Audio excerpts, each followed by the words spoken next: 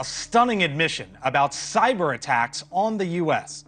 What if I told you that a single cyber attack, one carried out in complete silence, without firing a single bullet, crippled parts of the U.S. military's command system overnight? Chinese hackers have accessed designs for dozens of U.S. weapon systems, including missile defense technology and fighter jets, according to a confidential expert report prepared for the Department of Defense. No explosions, no warning, just a few lines of code that brought one of the world's most powerful defense networks to its knees. It began with a flicker on a screen, a few blips in satellite data. Then, within minutes, encrypted communications between U.S. bases in the Pacific began to collapse. Pilots couldn't receive new orders. Naval ships suddenly lost access to navigation data. For a brief, terrifying window of time, America's forward defenses went dark. The report comes as Western nations grow increasingly concerned about cyber attacks likely carried out by China's military. The source? An infiltration so advanced that it bypassed some of the most secure firewalls on Earth, originating from inside a Chinese server cluster that didn't officially exist. What unfolded next wasn't just a cyber attack. It was a digital ambush that changed the way the Pentagon thought about war itself. In the world of modern warfare, the battlefield isn't always physical. Power grids, satellites, GPS systems, all of them are targets. And the stakes couldn't have been higher. The attack came during a period of rising tensions in the South China Sea. U.S. aircraft carriers were running freedom of navigation patrols. Chinese vessels were shadowing them closely.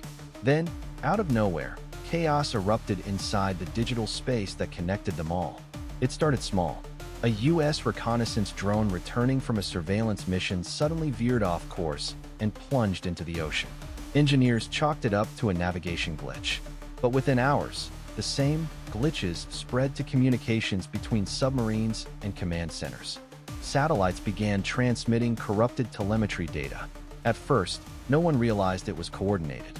But when two U.S. naval destroyers reported simultaneous radar outages while patrolling near Taiwan, alarms went off in Washington. The Department of Defense immediately declared a cyber readiness alert, DEFCON 3 for digital infrastructure. That's when they found it. A hidden code buried deep within the firmware of a military logistics system. It wasn't malware, it was something worse. It was a backdoor, installed years earlier through compromised supply chain components imported from overseas manufacturers. Every time an update had been installed, the attackers had gained a little more access. They'd been watching for years, waiting for the perfect moment to strike. As the investigation deepened, a horrifying picture emerged. This wasn't a random hack. It was a coordinated operation, codenamed Ghost Pulse by the Pentagon. The breach allowed the attackers to not only shut down systems, but to feed false data into them. That meant aircraft could be told they were in one location when they were in another. Ships could be guided off course. The implications were staggering. If a real war had erupted during those hours, U.S. forces could have fired missiles at phantom targets or sailed straight into ambush zones. For the first time, the military realized that digital dominance could decide battles long before any troops were deployed. Cyber defense teams from the NSA and Cyber Command worked around the clock to isolate the intrusion.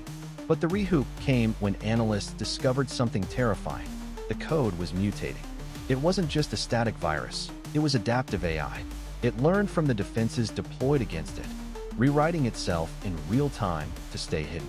This wasn't ordinary cyber warfare. This was an intelligent weapon. Every countermeasure triggered a counter-response.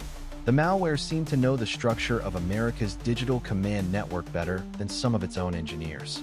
Investigators began to suspect the impossible, that insider data, possibly stolen from defense contractors or espionage operations, had been used to design the attack.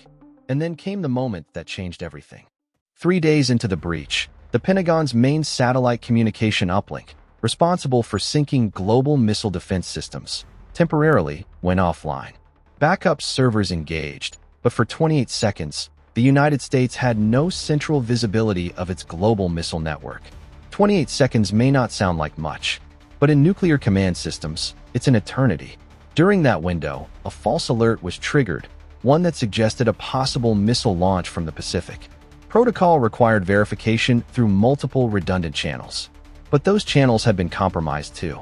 The system automatically moved to readiness posture. A few more corrupted packets of data, and the world could have been seconds away from a retaliatory sequence. Thankfully, human intervention stopped it. A lieutenant colonel manually halted the escalation after realizing the telemetry didn't match real-world radar data. But the fact that it even got that far proved one chilling truth. The next world war might start by accident. When the systems were finally stabilized, what remained was a battlefield of corrupted data, fried servers, and shattered confidence. Every subsystem had to be physically inspected. Thousands of machines were purged. In total, the estimated damage exceeded $12 billion, not counting the strategic exposure. But the aftermath was even worse. In the days that followed, cybersecurity analysts traced the attack to a network of proxy servers registered through shell companies in Singapore, Cambodia, and Malaysia, all eventually linking back to mainland China. The Chinese government denied involvement, calling it an unfounded accusation. Yet intelligence intercepts told a different story. Signals from the same IP ranges had been communicating with satellite relay nodes operated by the People's Liberation Army Strategic Support Force, the PLA unit tasked with cyber operations. Behind closed doors, officials confirmed what they'd long feared.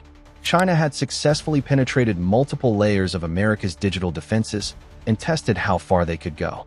The twist came when forensics experts found evidence that Ghost Pulse hadn't just targeted the US. It had quietly infiltrated networks in Japan, Australia, and even parts of NATO Europe, essentially mapping out the entire Western Alliance's communication backbone. The attack was never about destruction. It was about surveillance. They weren't trying to win a battle. They were preparing for a digital-first strike that could blind the West in a real conflict. By the time the dust settled, it became clear that this was a wake-up call. The old rules of warfare no longer applied. The US had invested billions in stealth bombers, submarines, and missile systems. But the enemy had gone after the soft underbelly, information itself. Inside the Pentagon, emergency sessions turned into sleepless nights. The Joint Chiefs authorized Operation Firewall, a top-secret campaign to rebuild the entire military network architecture from the ground up. Every satellite firmware, every contractor system, every overseas relay was audited. But that process took months. In the meantime, intelligence agencies feared a follow-up strike.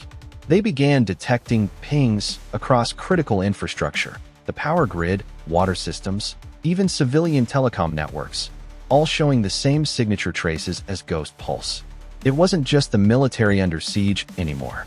It was the entire digital nation. Leaked reports later revealed that the attack had disrupted ongoing drone missions, temporarily blinded reconnaissance satellites, and delayed operations in the Indo-Pacific by weeks. Some sources claimed that sensitive plans for new hypersonic weapon tests were among the data stolen. The catastrophe wasn't only technical, it was psychological. Confidence in digital supremacy, something the US had held for decades, was suddenly gone. For the first time, America realized that cyber warfare could achieve what no conventional enemy had managed since World War II: penetrate the homeland without crossing its borders. When the president addressed the nation, he didn't name China directly, but his message was clear. "We are entering a new era of conflict," he said, one where the first shots are silent, invisible, and already underway. Behind the scenes, new policies were rushed through Congress, giving Cyber Command expanded powers to act preemptively against foreign digital threats. But that decision opened a moral gray zone. Where's the line between defense and digital retaliation? In the months that followed, unconfirmed cyber disruptions struck financial networks across East Asia, mysterious outages, unexplained data wipes, and communication blackouts. Officially, no one took credit. Unofficially, everyone knew the US had answered back.